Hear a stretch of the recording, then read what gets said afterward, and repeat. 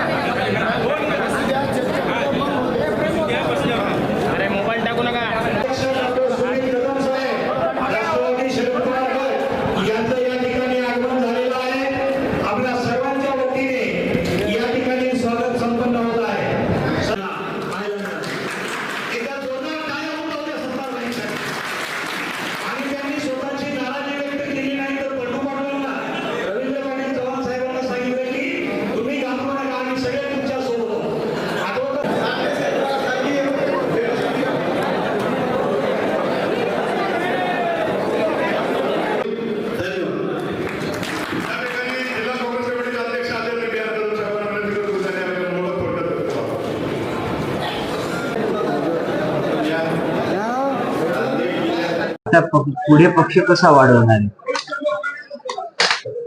काल जे नांदेड लोकसभा पोटनिवडणुकीचा निकाल लागलेला आहे, अत्यंत अटीतटीच्या याच्यामध्ये काँग्रेस पक्षाचा विजय या ठिकाणी आपण प्राप्त केलेला आहे।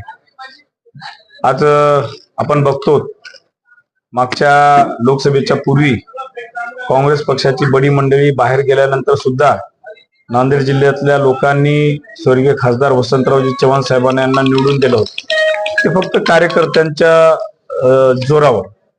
आणि आजही हा विजय खरं तर कार्यकर्त्यांची मेहनतीचं फळच मी या ठिकाणी मानतो। आज नांदेड जिल्ह्यामध्ये येणाऱ्या काळामध्ये काँग्रेस पक्ष मजबूत करण्याच्या दृष्टीने जी काही पावले उचलता येईल, केंद्रीय नेते असतील, प्रदेशचे नेते असतील, त्यांच्या मार्गदर्शनाखाली जी नांदेडची आमची काँग्रेसची टीम आहे ती अनुभवी आहे आणि त्या सर्व टीमला सोबत घेऊन येणाऱ्या काळामध्ये निश्चितच नांदेड जिल्ह्यामध्ये एक काँग्रेसला नवचैतन्य निर्माण करण्याचं काम आपल्या माध्यमातून या ठिकाणी होणार।